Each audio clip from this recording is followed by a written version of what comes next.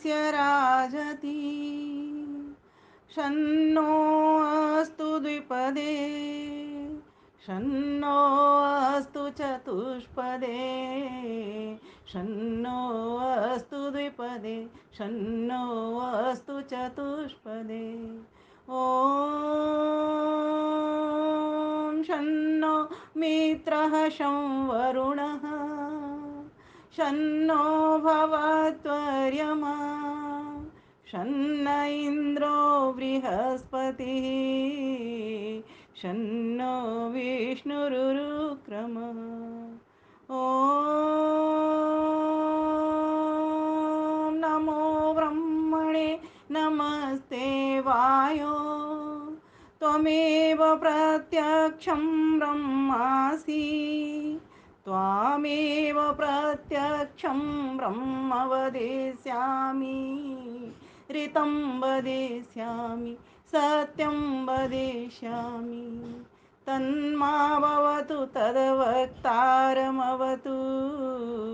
अवतु माम् अवतु वक्तारम्, अवतु माम् अवतु वक्तारम्। ओम शांति शांति शांति। पश्चिमी वेद प्रचार मंडल का दिल्ली का बहुत ही सुंदर भव्य दिव्य और सभ्य कार्यक्रम चल रहा है, पूरा सुव्यवस्थित, संचालित, सुसंचालित, सुनियमित ढंग से। अभी मैं रवि भैया को सुन रही थी, उससे पहले सीमा बहन, अनुश्री जी सच में इतने सुंदर यज्ञ के और ईश्वर भक्ति के भजन गाए थे, लगता है इनको सुनते ही रहें। भजन भजना, भजना उस ईश्वर को, भजन। एक भजन कैसा प्रवचन कर देता है, भजना। मैं सोच रही थी ये भजन गा रहे हैं, भजना उस ईश्वर को, ये बहुत बड़ी बात है। उस ईश्वर को भज, वही ईश्वर तेरा कल्याण करेगा। ऐसे सुंदर सुंदर भजन। फिर इन्होंने कहा भजना, उसके पीछे भगना, भाग उसके पीछे, भाग उसके पीछे। फिर क्या कहा, भगवान के जन, भजन, भगवान के जन, हम सब उसी भगवान के तो जन है, इसीलिए भजना, उसके पीछे भी भाग और उसका भजन, स्तुति, गान, गुण, कीर्तन भी कर। कितना बड़ा चिंतन मुझे इनके तीनों बहन भाइयों के जो मैं सुन पाई हूँ, भजनों ने मेरे भीतर अभी अभी जस्ट दे दिया, जो मैं आपके समक्ष रख रही हूँ। ऐसे गायक भाई बहनों के जो कि वास्तव में प्रबुद्ध हैं, वरिष्ठ हैं, ज्येष्ठ हैं, श्रेष्ठ हैं, नमन करती हूँ। और भी शायद भाई बहनों ने गाया था सभी को। और साथ ही साथ आज के कार्यक्रम की समस्त आयोजिका सुनीता बहन, विनीता बहन के साथ साथ एवं संचालिका तो हमारी आदरणीय सुनीता बहन जी हैं ही, विनीता बहन जी हैं ही। दोनों बहनें परस्पर मिल करके, जैसे जुड़वा बहनें होती है ना, तो दोनों बहनें मिल करके संचालन कर रही हैं, बड़ा अच्छा लग रहा है। देखो ये भी एक प्रेरणा छोड़ रहा है मंच, कि इस तरीके से भी मंच संचालन हो सकता है। कई जगह पर मैं देखती हूँ अकेले करते हैं, लेकिन दो जने भी मिल करके करते हैं, तो ये भी एक बड़ी ज़बरदस्त प्रेरणा आपके यहाँ से पहुँच रही है। तो ये उपस्थित सम्मानित पूरा मंच और साथ में जिन जिन संगठनों से जहाँ जहाँ से भी जुड़े हुए, जिस देश से विदेश से सभी जुड़े हुए माताओं को, बहनों को, भाइयों को अपना हार्दिक नमन, वंदन और अभिनंदन करती हूँ। आज का हमारा विषय है, जैसा कि मुझे दिया गया है, पर्यावरण दिवस। चूंकि यह कल मनाया था, पूरा विश्व पर्यावरण दिवस मना रहा था, क्योंकि हम सभी चाहते हैं कि पूरे विश्व के भीतर शांति हो। तो विश्व के भीतर शांति नहीं होने के कारण ही ये दिवस एक चुन लिया गया कि इसके दिवस के, कोई भी दिवस हम मनाते हैं तो संकल्प के लिए और प्रेरणा के लिए वो दिवस होता है। जैसे कई लोगों ने इस चीज़ का विरोध किया कि माता का दिवस तो रोज माता होती है, एक ही दिन क्यों, है ना। जैसे बहुत सारे जितने भी दिवस मनाए जाते हैं, एक ही दिन क्यों। तो उसको हमें इस तरह से लेना चाहिए कि एक दिवस तो होता है संकल्प और प्रेरणा का, बाकी के दिवस होते हैं धारण करने के। विरोध न करने की जगह इस तरीके से हमको बोध करना चाहिए, एक दिन तो होता है किसके लिए, संकल्प के लिए और प्रेरणा के लिए, और बाकी के दिवस उस काम को जो हमने संकल्प लिया, प्रेरणा ली कि हम अपने भारत को स्वच्छ बनाएंगे या हम अपने पूरे विश्व को स्वच्छ बनाएंगे, उस तरह की उस प्रेरणा को जीवन में धारण करने के लिए। अब आइए हम चलते हैं इस पर्यावरण। पर्यावरण क्या है, पर जमा आवरण, परि, आ और वरण, ये तीन शब्दों में इसको काटेंगे हम। तो परिव्रियते अनेन, जिससे पूरा घेराव हो जाए। आवरण, कौन सा आवरण, वो जैसे अभी हमारा आवरण क्या है, हम कैसे आवरण से हम सुरक्षित होते हैं ना। जैसे सब्जी के डब्बे में सब्जी के ऊपर ढक्कन लगा दे तो सब्जी सुरक्षित रहती है, उसमें कोई चीज़ पड़ती नहीं है ना। और अगर हॉट केस है वो डब्बा हमारा तो उसमें हॉट रहती है, और कूल वाला है तो उसमें ठंडी रहती है। इसी प्रकार से आवरण उसको सुरक्षित रखता है। तो हमको कौन सा सुरक्षित आवरण करता है? हमको हमारा पर्यावरण। और उस पर्यावरण में कौन से कारक है, कौन से घटक है, कौन से अंग हैं? तो उसके भीतर आते हैं हमारी हवा है, हमारा जल है, हमारा अन्न है, हमारा औषधियाँ हैं, वनस्पतियाँ हैं, है ना, और हमारी श्वासें हैं, वायु है, हमारा सूर्य है, चंद्र है। ये सभी घटक आते हैं। कुछ चीज़ें तो हमारे हाथ में, कुछ उस परमेश्वर के हाथ में। तो वेद मंत्र कितना सुंदर कह रहा है कि शांति कैसे होगी? बोले शांति तब होगी जब सुरक्षा होगी। ध्यान देना, अगर कोई व्यक्ति भयभीत है, उसको चोर का भय लगा हुआ है, आतंक का भय लगा हुआ है, तो शांति होगी? नहीं होगी। तो शांति कहाँ होगी सुनीता बहन जी? जहाँ सुनीति होगी, जहाँ अच्छी नीति होगी, जहाँ अच्छे नियम होंगे, जहाँ अच्छी व्यवस्था होगी। तो किसकी अच्छी व्यवस्था है? उस ईश्वर की सुंदर व्यवस्था है। तो फिर विघ्न कहाँ आ गया? फिर अशांति कहाँ आ गई? इसलिए तो हम जब शांति मंत्र भी पढ़ते हैं ना, शांति पाठ करते हैं, जब शांति मंत्र अंत में पढ़ते हैं, वहां भी एक आ गया कि ईश्वर ने तो अपनी सभी वस्तुओं में शांति भरी हुई है। सब नियम से चल रहे हैं, सब एक दूसरे की व्यवस्था से चल रहे हैं, कोई किसी से टकराता नहीं, सब में सब कुछ गुण भरा हुआ है परमेश्वर ने। और जैसा जैसा बांधा जिसको, जैसी जैसी गति दी, जैसी जैसी चाल दी, जैसी जैसी सुरक्षा उनको दी, जिस तरीके के सम्मानित करके एक दूसरे से न टकराए वो व्यवस्था दी, एक ऐसा नियम बनाया, तो उसने तो शांति सब जगह पे की। तो जो अशांति हुई वो किसके कारण हुई? तो पर्यावरण को दूषित करने के पीछे कारण, और पर्यावरण को सुरक्षित करने के पीछे कारण मात्र एक एक कौन है? व्यक्ति विशेष। अगर आप ये कहोगे पशु पक्षी हैं, ये भी तो कर रहे हैं गंदगी, ये भी तो प्रदूषण फैलाते हैं, नहीं। आपने देखा होगा सबसे ज्यादा सफाई कर्मी अगर सेवकों को कहा जाए तो सेवकों में नाम, पहला नाम पशु पक्षियों का ही आता है। कैसे? जब हम विष्ठा करते हैं तो कौन साफ करता है? कोई पशु ही आता है जो आके साफ करता है। गंदी हवा जब छोड़ते हैं तो कौन साफ करता है? कोई पशु ही है, कोई जानवर ही है जो उसको अंदर खींचता है। कौन है वो? सांप है। कौन है वो? जो सुअर है, विष्ठा खाता है। ये ऐसे ऐसे नाम हैं जो सफाई करने में लगे हुए हैं, शुद्धि करने में लगे हुए हैं। लेकिन मनुष्य तो तभी मनुष्य है जबकि वो इस शुद्धि में अपनी सहभागिता दे दे, सहयोगिता कर दे, अपनी आहुति को सुनिश्चित सुनिश्चित कर दे, तभी वो मनुष्य है ना। क्यों? क्योंकि उसके पास मन है और बुद्धि है, और वो इस काम को कर सकता है। तो जब परमात्मा ने इतनी सुंदर सृष्टि बनाई, इतना सब कुछ बनाया, जैसे शुद्ध देसी घी होता है ना, गाय का जब निकाला जाता है तो शुद्ध देसी घी होता है। लेकिन मिलावट करने वाला कौन होता है? जो मिला सकते हैं वही मिलावट करने वाले हैं। घी तो अपने आप मिलेगा नहीं, और गाय तो उसमें मिलावट करेगी नहीं। गाय के पास तो जैसा है वैसा दे देगी। ऐसे ही ईश्वर के पास जैसा सृष्टि उसने जीवों के सुख के लिए बनाई, वैसी सृष्टि उसने बना के दे दी। लेकिन मिलावट किसने कर दी? तो ये मिलावटखोर है, पशु पक्षी नहीं है। ये मिलावटखोर मनुष्य है, क्योंकि मनुष्य के पास मन बुद्धि है, इससे मिलावट भी कर सकता है और इससे शुद्धि भी कर सकता है। तो चूंकि पर्यावरण दिवस है, इसीलिए सभी को हार्दिक शुभकामनाएं और लख लख बधाइयाँ प्रेषित करते हुए बात को मैं अब आरंभ कर रही हूँ। थोड़ी सी मैंने ये भूमिका के तौर पर आपके समक्ष बात रखी। अब मैं प्रश्न को खड़ा करने की बजाय इस समाधान की ओर आती हूँ कि किस प्रकार से ये जो सृष्टि में मनुष्य ने जो मिलावट कर दी है, उस मिलावट को दूर करने का उपाय करें। तो बहुत से कारण ऐसे हैं जिन मिलावटों को हम समझ ही नहीं पाते। बहुत सारी ऐसी माइनर मिलावटें होती हैं, जैसे शुद्ध घी में डालडा का तो फिर भी पता लग जाएगा। कुछ ऐसे रासायनिक तत्व होते हैं जिनका पता भी नहीं लगा पाते। जैसे कि अभी हमें पता चल रहा है हमारी फसलों में, जो फसल उगाई जाती है उसमें ऐसा यूरिया डाला जा रहा है जो वास्तव में पूरा पूरा पॉइजन है, और उसी से उगाई जा रही है अन्न औषधियाँ, और उनको हम खा रहे हैं तो हम बीमार हो रहे हैं। ये सब अब हमने जाना है कि जब हम बीमार हो रहे हैं तब इसकी खोज कर रहे हैं कि हम कैसे बीमार हो रहे हैं। और इस संसार में कोई, आप ये सोचो, कोई व्यक्ति स्वस्थ है कोई भी जीवन में इस कलयुग में तो मुझे नहीं लगता कि कोई स्वस्थ होगा जो टैबलेट्स के ऊपर नहीं चल रहा होगा। सभी बीमार हो रहे हैं। क्यों? क्योंकि आप सभी जानते हो, न जल में शुद्धि है, न वायु में शुद्धि है ना, न अन्न औषधि वनस्पति में शुद्धि है, और न किसी स्थान की शुद्धि है। आप सड़क देख लीजिए, कैसे भरे पड़े हुए हैं वो, कैसे पॉल्यूशन फैल रहा है, कितनी गाड़ियां उस पर दौड़ रही हैं। क्यों दौड़ रही हैं? ये मनुष्य की अशुद्धि के कारण। दो काम करने हैं आज हमको। कौन कौन से? एक तो शुद्धि करनी है और एक वृद्धि करनी है। अगर शुद्धि होगी, वृद्धि होगी, तो सिद्धि होगी। बस ये तीन शब्द पकड़ लेंगे, शुद्धि, वृद्धि और सिद्धि। जब तक व्यक्ति की आत्मा शुद्ध नहीं, जब तक व्यक्ति का मन शुद्ध नहीं, तब तक व्यक्ति के विचार शुद्ध नहीं। विचार शुद्ध नहीं, वाणी शुद्ध नहीं, वाणी शुद्ध नहीं, व्यवहार शुद्ध नहीं, क्रिया शुद्ध नहीं।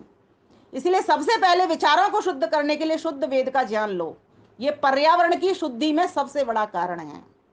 व्यक्ति ये सोचे कि मैं जब श्वास लेना जानता हूं, जब मैं शुद्ध अन्न खाना जानता हूं, जब मैं शुद्ध हवा लेना जानता हूं, जब मैं चाहता हूं कि मुझे शुद्ध हवा मिले, जल मिले, अन्न मिले, औषधि मिले, तो क्या मैं पूरे पर्यावरण, जो जो मेरी सीमा है वहां तक के पर्यावरण की रक्षा कर पा रहा हूं? क्या मैंने उतने यज्ञ किए जैसा कि अभी सीमा बहन ने कहा?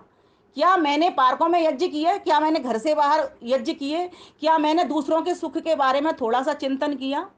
माना कि आप एक यज्ञ भी जो करते हो वो भी दूसरों का सुख की भावना से करते हो, लेकिन कितने लोगों तक वो पहुंच पाया? आपके घर तक बंद रहा, थोड़ा सा और बाहर खुशबू चली गई, जहां तक वहां तक पहुंच गया। अगर इसी यज्ञ के काम को हमने हाथ में लेकर के घर घर यज्ञ और हर घर यज्ञ कर दिया होता, तो कितने हमने विषाक्त जीवों से शुद्धि कर ली होती। क्योंकि ध्यान देना, बिना शुद्धि किए हुए अगर वृद्धि व्यक्ति करेगा, चाहे मन के भीतर हो, चाहे वाणी के भीतर हो, या व्यवहार कर्म के भीतर हो, वहां वहां वो फंसेगा, वहां वहां वो सिद्धि को प्राप्त नहीं करेगा, वहां वहां वो पतन को प्राप्त कर जाएगा। हम चले हैं यहाँ पर मनुष्य का चोला धारण करने के लिए, सिद्धि को प्राप्त करने के लिए। तो सिद्धि को प्राप्त करने के लिए पर्यावरण की शुद्धि के भीतर हम स्वयं मानव भी आता है। तो अपने पिंड की शुद्धि करें, अपने बात पित्त कफ की शुद्धि करें, इनको बैलेंस में लाएं, इनको सुनीति में चलाएं, इनको व्यवस्था में लाएं, इनको नियम में चलाएं। दूसरी बात, हमारी आत्मा में शुद्धि करें, और इसके लिए तो बहुत ही मनुस्मृति का सुंदर श्लोक आता है, सभी याद करके रखें। कुछ बहनों को तो याद है, अद्विगात्राणि शुद्ध्यन्ते मनः सुत्येन शुद्ध्यति विद्या तपोभ्यम भूतात्मा बुद्धिर ज्ञानेन शुद्ध्यति। कि बुद्धि की शुद्धि ज्ञान से होगी, मन की शुद्धि सत्य से होगी, आत्मा की शुद्धि किससे होगी? विद्या से, तप से होगी। ज्ञानवान बन करके होगी, और ज्ञान को पुरुषार्थ में उतार कर कर्म में, व्यवहार में उतार करके होगी। और जल से शरीर की शुद्धि होगी। तो जब हमें शरीर की शुद्धि करने के लिए और पीने के लिए भी शुद्ध जल नहीं प्राप्त हो रहा, तो उसके भी कारण हम ही हैं। हमने ही सिगरेट का धुआं फेंका था। कोई पशु पक्षी सिगरेट पीना नहीं जानता, कोई पशु पक्षी बीड़ी फूंकना नहीं जानता, कोई पशु पक्षी दारू पीना नहीं जानता। ये हमने ही ये ऐसा भोजन बना लिया अपना, हमने ही ये नशीले चीजें बना ली। ध्यान देना, नशा हमको नहीं खाता, हम नशे को खाते हैं। इसीलिए हमारा जीवन विषाक्त हो गया, और हम नशे को खा रहे हैं। क्यों? क्योंकि हमने नशा छोड़ना प्रारंभ कर दिया। इसीलिए जितने भी पदार्थ विषाक्त करते हो हवा को, उन पदार्थों को छोड़ें। अब लेकिन कहीं पर तो हमारा वश चलता है, कहीं पर नहीं चलता। अब आप कहोगे हमारा शरीर भी तो पूरे 9 छिद्रों से पसीना, गंध, आंखों से ढीड़, नाक से नाक, कानों से गंध, मुख से थूक, पॉटी और मलमूत्र के स्थान से भी कितना गंध निकालते हैं।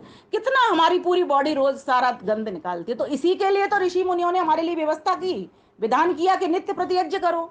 क्योंकि इसको तुम रोक नहीं सकते। मलमूत्र भी त्यागोगे क्योंकि भोजन खान पान करोगे आप, इसीलिए इसको तो तुम रोक नहीं सकते। तो तुम किसको रोक, किस तरीके से काम करोगे? तो बोले ये जब तुम्हारा रुकेगा नहीं, ये भी रुक सकता है एक मात्रा तक। ये तब रुक सकता है कि कम से कम गंध निकले, और अच्छी गंध निकले, सात्विक गंध निकले, मलमूत्र से भी बदबू नहीं आए, जब हम सात्विक अन्न खाएं। लेकिन सात्विक अन्न मिलेगा कैसे? तो इसके लिए वेद मंत्र कितना सुंदर कहता है, शन्नो वातः पवताम शन्न तपतु सूर्य शन्नः कनिक्रद देवः पर्जन्यो अभिवर्षतु। जब कैसा होगा? सूर्य तपे रश्मियां प्रखर हो, पवन बहे अति मनुहारी, विद्युत रूप अग्नि हो हितकर, बरसे मेघ मधुर भारी, बरसे मेघ मधुर भारी। लेकिन ऐसा होगा कब? पर्जन्य कब होगा? कब पर्जन्य शुद्ध कब होगा? जब मैं शुद्धि का काम करूंगा। तो पहला काम करना होगा शुद्धि का हमको, यज्ञ। कौन सा यज्ञ करना होगा जिससे शुद्धि होगी? तो कहा अग्निहोत्र करना पड़ेगा। अग्निहोत्र से पूरा जलवायु आपका शुद्ध हो जाएगा। क्योंकि अग्नि के भीतर जो हम आहुतियाँ डालते हैं वो सूक्ष्म विभाग में करके और बादल तक पहुंचती हैं, बादल शुद्ध होते हैं तो शुद्ध जल बरसता है और शुद्ध जल से शुद्ध अन्न पैदा होता है और शुद्ध अन्न को हम खाते हैं तो हमारा शरीर भी शुद्ध होता है। और जब शरीर हमारा शुद्ध होता है ना तो शुद्ध लेने के लिए मन और विचार, ये जो मन और बुद्धियां हैं ये भी शुद्ध विचार और शुद्ध निर्णय लेने वाले बन जाते हैं। और जब ऐसा व्यक्ति बन जाता है तो फिर शुद्ध क्रिया में भी उतरता है और शुद्ध क्रिया में उतरता है तो शुद्ध काम करता है। तो इसके लिए हमको क्या करना पड़ेगा? यज्ञ, और एक होता है हवन। अब यज्ञ तो है एक विस्तृत शब्द, ठीक, और हवन और यज्ञ में बहुत बड़ा एक अंतर है। हवन कहते हैं होत्र को, हु दाना दानयो, आदान और प्रदान। जैसे यज्ञ में हवन में हमने सामग्री डाली और उस हवन ने क्या किया, वो सामग्री हमको वापस कर दी, सभी देवों को पुष्ट कर दिया, सभी देवों को शुद्ध कर दिया और सभी देवों को स्वस्थ करती है। वो शारीरिक, मानसिक और आत्मिक तीनों फिटनेस एकमात्र हवन करने से मिल जाती हैं। तो एक काम तो हमको ये करना होगा। और दूसरा काम, जिस वृद्धि की बात मैं कर रही थी कि शुद्धि भी हो साथ में वृद्धि भी हो, किसकी वृद्धि करोगे? जब आपने कोई स्लेट कोरी तो कर दी, साफ कर दी, लेकिन उस पर कुछ लिखना भी तो होगा, उसको कुछ स्लेट को पोषण भी तो देना होगा। तो किसकी वृद्धि करोगे? तो कहा वृक्षों की वृद्धि कर दो। भाई तुम यज्ञ कैसे करते हो? समिधा से करते हो। समिधा कहाँ से आती है? वृक्षों से आती है। तो रिक्तता न रह पाए इसलिए आप शुद्ध करोगे।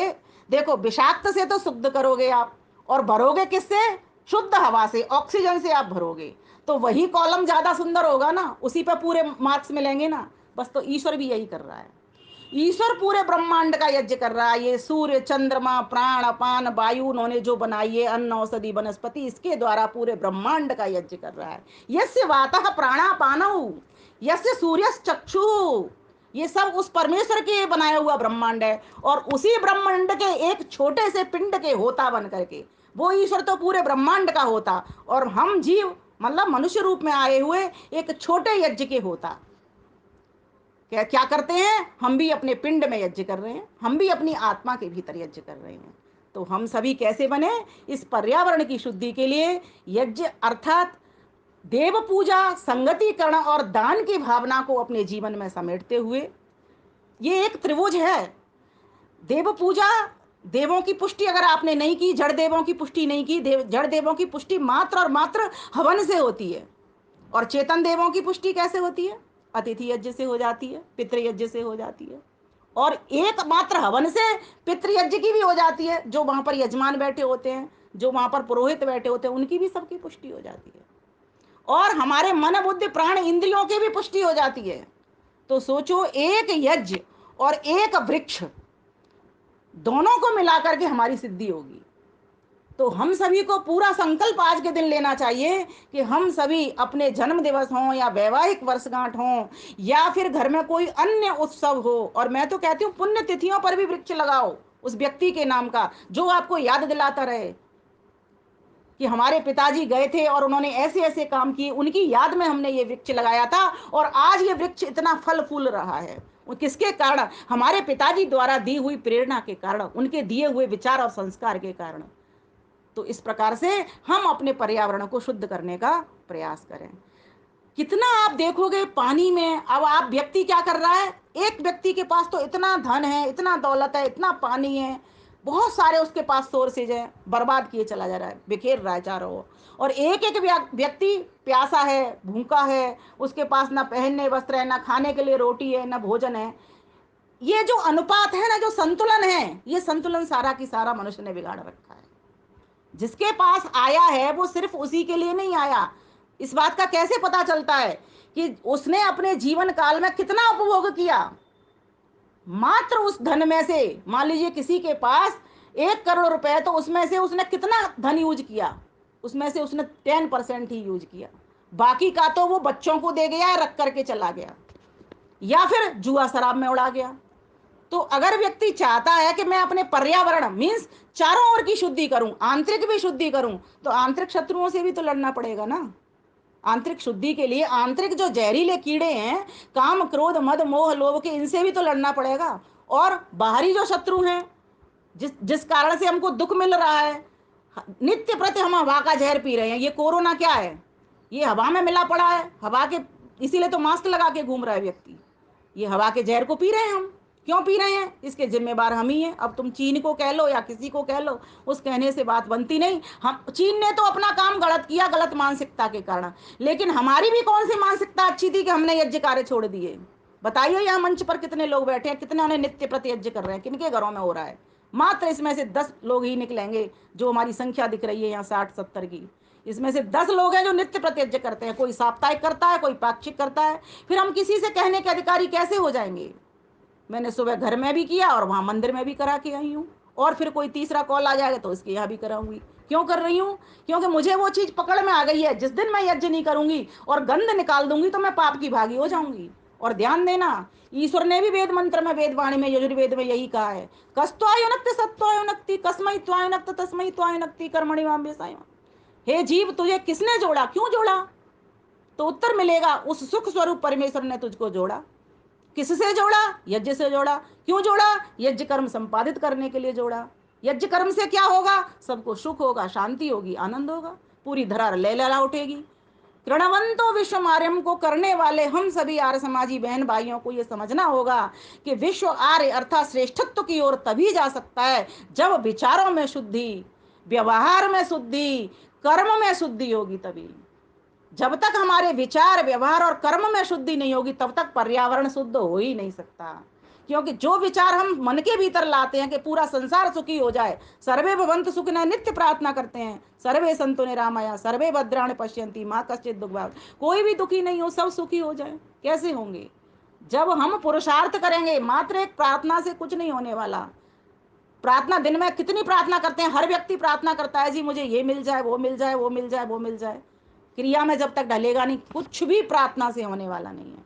प्रार्थना तभी सहायक होती है, अपनी मदद हमेशा खुद आप कर सके जो, इन बाजुओं में शक्ति, हे शक्तिमान दे दो, हे जान रूप भगवन हमको भी जान दे दो।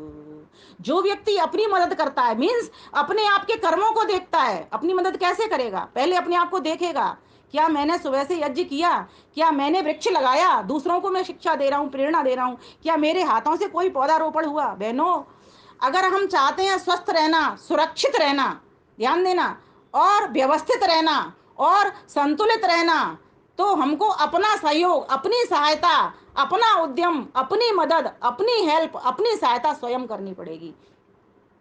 अपने घरों को सजाइए, किससे सजाइए, बिल्कुल भी डेकोरेशन का सामान मत लाइए, पौधों से सजाइए। जो भी अच्छे से अच्छा, चाहे कितना भी कीमती पौधा मिल जाए जिसमें औषधि हो, जैसे तुलसी माता हो गई, 8-10 गमले लगाइए, कौन कहता है। अगर आप चाहते हो आपके घर का वास्तु दोष समाप्त हो जाए, आप तुलसी लगा दो चारों ओर, चारों ओर से, क्योंकि तुलसी का मात्र एक ऐसा पौधा है जो छोटा भी है, घरों में भी रख सकते हैं और ऑक्सीजन छोड़ता है, ओजोन छोड़ता है। अभी हुआ क्या है, ओजोन में ही तो छेद हुआ है, ग्लोबल वार्मिंग की तो समस्या हुई है हमको, और हुई क्या है, क्यों हुई है, हमारी नाकामी के कारण, हमारे आलस्य के कारण, हमारी निरोद्यमिता के कारण ये हुई है। तो जब हम पर्यावरण की शुद्धि करने के लिए चले हैं, तो सबसे पहला काम अपने घर से प्रारंभ करना। घर में नित्य यज्ञ हो, घर में पौधे लगें, और ऐसे ऐसे पौधे, एलोवेरा, घृत कुमारी लगाइए, उनके रस पीजिए, कितने अच्छे हैं हमारे हर एक प्रकार की पेट की कब्ज वगैरह। आपको डॉक्टर सुषमा जी अपने मंच से बताया करती हैं बहुत सारी, और बहुत सारे आयुर्वेद वाले भी बता देंगे। ये सारी दवाइयाँ आपको कहाँ से मिलेंगी, ये आपके सब पौधों से मिलेंगी। जिन पौधों से आपकी दवा हो सकती है, जिन पौधों से आपको ऑक्सीजन मिल सकती है, उनके टच में रहिए। अभी आप बहनों ने सावित्री भट्ट की वो की होगी कथा, वो क्या है उसको समझ लो थोड़ा सा। किसी भी चीज के पीछे कोई ना कोई गहरा विज्ञान छुपा होता है। हमारे धर्म कर्म को सामान्य व्यक्तियों से जोड़ने के लिए ऐसी परंपराएं और प्रथाएं चला दी जाती हैं जिससे सबका कल्याण हो। लोग वृक्षों को काट ले जाते थे, किसी ने कहा मोली से इसका आवरण बना दो, बांध दो इसको, इसलिए ये बट के वृक्ष को कोई हाथ ना लगा पाए। क्योंकि एकमात्र जो पीपल का और वड़ का जो पेड़ है ना, वे जबरदस्त ऑक्सीजन और छाया देने वाले हैं। इतने घने वृक्ष होते हैं, इतनी ऑक्सीजन उनसे नित्य रसधारा की तरह चूती है। सावित्री ने अपने पति को कहाँ ठीक किया, वृक्ष इज वेंटिलेटर, वही वेंटिलेटर है, वही ऑक्सीजन का स्रोत है। हॉस्पिटल में जिस वेंटिलेटर के ऊपर आज लिटाया जा रहा है, वो वेंटिलेटर उस काल में जब सावित्री का काल था तब जाकर के वो वेंटिलेटर उनको प्राप्त हुआ था और अपने पति को उसने ठीक किया। कैसे किया? उसकी सेवा दी, उसको सम्मान दिया, उसको सुरक्षित किया, उसको दवा दी, उसको औषधि दी, उसकी सेवा की, उसकी परिचर्या की, इस तरह से। इसीलिए कहा कि इन वृक्षों को मत काटो, इसीलिए इनके पीछे इनको ये धागों को लपेट दिया जाता है, और कोई कारण नहीं है। लेकिन रूढ़ी के चलते, अंधविश्वास के चलते लोगों ने बस इतना सा समझ लिया कि इस पर धागा लपेटना जरूरी है, भले ही वृक्ष कट जाए। और इसीलिए ये मान्यता आज भी चल रही है जीवन में, हर समाज में चल रही है, हर संगठन में चल रही है कि वृक्षों को मत काटो। लेकिन अब हम कहां से संविदा लाएं आज के लोग? एक और बात बताती हूँ, जो वृक्ष है वो अपने आप संविदा छोड़ता है। इसलिए आर्य समाज मंदिरों के भीतर एक एक पीपल का या बड़ का वृक्ष लगा होता है, और लगा होता था। आज मंदिर जो बन रहे हैं, मैं उनकी नहीं कह सकती, फिर भी जहां पहले का लगा हुआ है, जिनका रिनोवेशन हो रहा है, वहां तो आज भी उस वृक्ष को सुरक्षित कर रहे हैं। जैसे हमारा ईस्ट ऑफ कैलाश में लगा हुआ है, अभी भी वो वृक्ष सुरक्षित है, एक तरफ से कोने में निकाल दिया गया है। क्यों क्यों नहीं काटते लोग? तो इसे मूर्खता के कारण, अंधविश्वास के कारण ये सोचते हैं कि काटना नहीं चाहिए, बस इसीलिए नहीं काटते कि यही हमारे ओजोन के स्रोत हैं। जितनी अधिक मात्रा में ये वृक्ष हमारे पास होंगे, वो समिधा भी देंगे हमको, और क्या देंगे? हरियाली भी देंगे हमको, और क्या देंगे? और पथिक को छाया भी देंगे।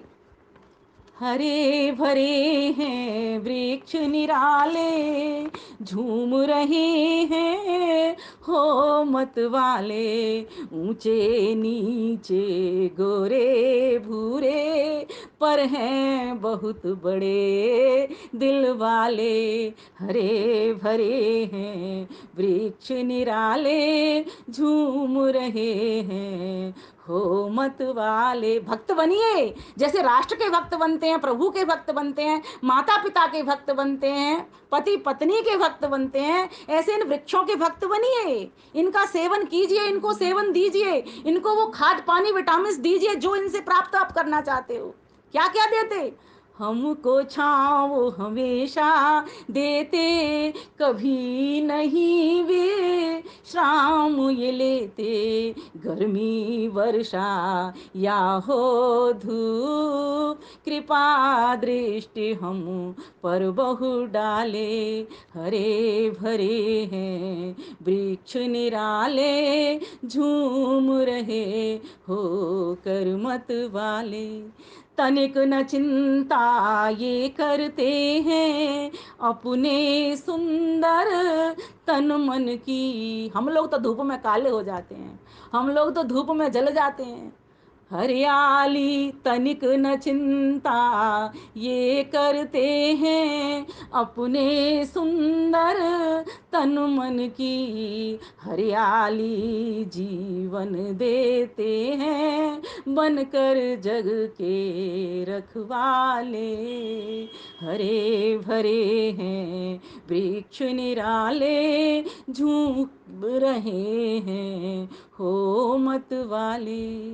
परोपकार करते ही जाते, कभी न पीछे ये हटते हैं। कांटों को भी सह लेते हैं उपवन महकाने वाले। कांटों को भी सह लेते हैं उपवन महकाने वाले। हरे भरे हैं वृक्ष निराले, झूम रहे हैं हो मत वाले। पूर्ण समर्पित इनका जीवन, औषधि कोयला देते ईंधन। पूर्ण समर्पित इनका जीवन, कोयला औषधि देते ईंधन। समिधा बन बन गिर जाते ये, फिर भी बहु मुस्काने वाले। समिधा बन बन गिर जाते ये, फिर भी बहु मुस्काने वाले। हरे भरे हैं वृक्ष निराले, झूम रहे हैं हो मत वाले। प्यारे भाइयों बहनों, इस प्रकार से ये वृक्ष हमारे प्रेरक हैं। एक बार वृक्ष के पास बैठ करके थोड़ी देर विचार करना, कैसे उसमें फल और फूल लगे हैं, कितना वो तपा होगा। कोई भी घर का मुखिया है, कितना तपता है, तब जाकर के उसकी संतान रूपी उसको फल प्राप्त होते हैं, और फिर वो फल उसके कड़वे निकल जाएं। आहा हा हा हा, कितना वृक्ष को दुख होता है। और फिर ऐसे जो भौतिक वृक्षों के, कोई सिर को काट दे, कोई हाथों को काट दे, कोई पेट को काट दे, कोई मूल को काट दे, वो कितना रोते होंगे। ध्यान देना, ये वृक्षों के भीतर जीव है, इनमें चेतना है, ये संतान को बढ़ा रहे हैं, खिला रहे हैं, और अपनी संतान को ही नहीं, ये हम संतानों को भी सब कुछ दे रहे हैं। ऐसे वृक्षों से अपने जीवन को बचाओ। यही वृक्ष एकमात्र हमारे वेंटिलेटर हैं, यही एकमात्र ऑक्सीजन के स्रोत हैं। तो क्या करें? वृक्ष लगाएं। और क्या करें? जहां लगे हुए वृक्ष हैं उनकी देखभाल करें। ध्यान देना, अभी पौधारोपण बहुत हो रहा है। क्यों हो रहा है? फोटो खिंचाने के लिए हो रहा है, खूब हो रहा है, चारों ओर हो रहा है। हाथों में फोटो लेंगे, खाद डालते हुए नजर आएंगे, ऊपर से लेके नीचे तक सभी अधिकारी वर्ग, सभी क्षेत्रों के लोग, सभी संगठनों के लोग, सभी समाजों के लोग यह काम करने में अच्छी तरीके से कर रहे हैं। 10 दिन के बाद आप जाकर के देखना, आपको एक भी पौधा वहां पर नजर नहीं आएगा, और अगर नजर आएगा तो आपको वो मरता, गिरता, डूबता, टूटता, किसी के पैरों से कुचला जाता हुआ ऐसे नजर आएगा। अगर हमने ये देख लिया होता, भूतेषु भूतेषु विचरन्ति धीरा, अगर हमने ये देख लिया समस्त भूतों के भीतर एक ही वो परमपिता परमेश्वर का वास है, तो हम ऐसी हालत नहीं होने देती। क्या हम अपने वृक्षों को, क्या हम अपने घर के मुखियाओं को, क्या हम वृक्षों से निकली डालों को, अपनी संतानों को, क्या हम कुचलने देते हैं? क्या हम उनको रोग में पड़े रहने देते हैं? क्या हम उनकी काया को जर्जर होते हुए देख सकते हैं? नहीं ना। तो इन वृक्षों को देखो ना, जिनसे हम सारा दिन सब कुछ पा रहे हैं, इतनी ऑक्सीजन पा रहे हैं। हम एक श्वास भी लेने को, एक समय ऐसा आने वाला है, अगर ये वृक्ष कट गए, कोठियां महल, देखो कुछ चीजें हमारे हाथ में, मैंने पहले ही कहा, हम नहीं रोक सकते। ये जनसंख्या नियंत्रण को हमने अपने आप से तो कंट्रोल कर लिया, लेकिन अब आगे का काम सरकारों का है, ठीक। लेकिन हम एक काम तो कर सकते हैं, जिन मोटर गाड़ियों के भीतर हम एक व्यक्ति, घर के 4 सदस्य तो 4 लेकर के चलते हैं, कम से कम एक व्यक्ति एक ना लेकर के और 4 व्यक्ति एक साथ एक गाड़ी में बैठ जाएं, तो उतना पेट्रोल का जो धुआं निकलने वाला, जिससे प्रदूषण हो रहा है सड़कों पर, वो रुक जाएगा। दूसरी बात, नॉइज पॉल्यूशन मीन्स जो ध्वनि प्रदूषण है वो रुक जाएगा। पौ पौ पौ पौ पौ पौ, कोई कुछ ध्यान भजन कर रहा है, उसका वो लगता ही नहीं। सारा दिन घर का अगर रोड के पास है तो पूरे दिन वही गाड़ियों की आवाज सुनाई पड़ती है, वो सारा रुक जाएगा। तीसरी बात, जो भीड़ हो रही थी, जो एक्सीडेंट्स होते हैं, वो सारे एक्सीडेंट्स रुक जाएंगे। ये सब कैसे रुकेंगे? आवाज इको हो गई मेरी। ओम ओम ओम, तारतम्य टूटता है। हाँ, तो वो सारा पॉल्यूशन भी आपका रुक जाएगा, भीड़। फिर आपको कैसी सड़क मिलेगी? स्वच्छ सड़क मिलेगी, कम भीड़ की सड़क मिलेगी, आराम से आप निकल पाओगे। लाल बत्ती मिलेंगी ही नहीं आपको, मिलती ही इसीलिए भीड़ को कंट्रोल कर किया जाता है। आपको सीट बेल्ट की भी जरूरत नहीं पड़ेगी, लगाई इसलिए जाती है कहीं आप धक्का ना खा जाओ किसी से। क्यों? और ये सुविधाएं क्यों मिली? क्योंकि बेतहासा बढ़ती हुई कार, बेतहासा बढ़ते हुए ट्रैफिक के कारण ये सुविधाएं हमको लेनी पड़ रही हैं। ये मास्क लगाने पड़ रहे हैं, ये बेल्ट्स लगानी पड़ रही हैं, इनकी कहीं कोई जरूरत थी ही नहीं और होगी ही नहीं। अगर व्यक्ति इस ज्ञान को ले ले कि मैं इस देश का नागरिक हूं और देश की संपत्ति को, इसकी सम्मति को और इसके जितने भी व्यवस्था और नियम है उनको मैं किसी भी प्रकार से विषाक्त ना करूंगा, इनके नियमों का भंग नहीं करूंगा, किसी भी मर्यादाओं का उल्लंघन नहीं करूंगा, किसी भी संतुलन को ना बिगड़ने दूंगा, तो व्यक्ति सुख से, शांति से, आनंद पूर्वक विचरण कर सकता है। तो यज्ञ के द्वारा हम शुद्धि करना शुरू करें और वृक्षों के द्वारा हम वृद्धि करना शुरू करें ओजोन की। तो 2 काम हमारे आज महत्वपूर्ण किए हैं विश्व पर्यावरण दिवस पर। यही एक प्रेरणा होगी कि हम पर्यावरण को बचाएं। उसके लिए हम सर्वप्रथम तो ये जान लें, और ये सारा ज्ञान वेद से निकला है। जो व्यक्ति वेद को जीवन में अपना लाता है, अर्थात जो व्यक्ति वेद से अपने जीवन को भर लेता है, और सिर्फ भरता नहीं मीन्स मंत्रों का उच्चारण नहीं सीखता, उसके एक एक शब्द पर, मन के पर यह विचार करता है कि मैंने ये जो मंत्र साक्षात किया, ऋषिकृत, जो ऋषि से मुझको मिला, ऋषि ने जिसको भाष्य करके मुझको दिया, क्या वो मैं अपने जीवन में उसका 10% भी मान रही हूं या मान रहा हूं? तब जानना कि आप 10% उतने कॉलम में भरे हो, 90% तो आपका अभी भी बाकी बचा हुआ है, रिक्त बचा हुआ है। तो जो 90% है जो रिक्त बचा हुआ है, वही भरना है बस हमको, ये संकल्प लेकर के जाना है। सभी यहाँ पर जितने भी लोग जुड़े हुए हैं, मैं मानती हूँ कि ये सभी स्वाध्यायरत हैं, सभी चिंतक भी हैं, सभी विचारशील भी हैं। लेकिन अगर छोटी छोटी बात है, और देखिए हम पॉलीथिन लाते हैं और एक पॉलीथिन दुकानदार से झगड़ जाते हैं, भैया एक और दे दे, एक और दे दे, ये सामान मेरा इसमें नहीं आ रहा, एक और दे दे। काश हम घर से एक थैला लेकर के चले होते तो ये पॉलीथिन हमें रोड पर यूं ही नहीं फेंकनी पड़ती, कचरे में नहीं जा रही होती। इससे भूमि हमारी जो उपजाऊ हो सकती थी वो उपजाऊ नहीं हो रही। ये प्लास्टिक और ये जो क्या कहते हैं कारखाने का रासायनिक द्रव, ये दो ही हमारी गंगा मैया को नुकसान पहुंचाते हैं और हमारी भारत भूमि को नुकसान पहुंचाते हैं। जो भारत भूमि अपने सिंदूर से सज सकती थी, जो भारत भूमि अपनी माथे की बिंदिया से चमक सकती थी, जो भारत भूमि अपने पैरों की पायल से खनक सकती थी, आज उस भारत भूमि के हम हर प्रकार से उसके ऊपर अत्याचार करने पर लगे हुए हैं। ना हमारी भूमि सुरक्षित है, ना हमारी जलवायु सुरक्षित है, और ना हमारा अन्न औषधि वनस्पति सुरक्षित है। उसका मात्र एक कारण है, वेदों की ओर नहीं लौटना, यज्ञों की ओर नहीं लौटना, वृक्षों की बढ़त नहीं करना। और कोई कारण दुनिया में नहीं मिलेगा। तो हम इन कारणों को समझ करके और उसके निवारण की ओर बढ़ें। कारण सबने समझ लिए, निवारण क्या होगा? पॉलीथिन का प्रयोग कम करें।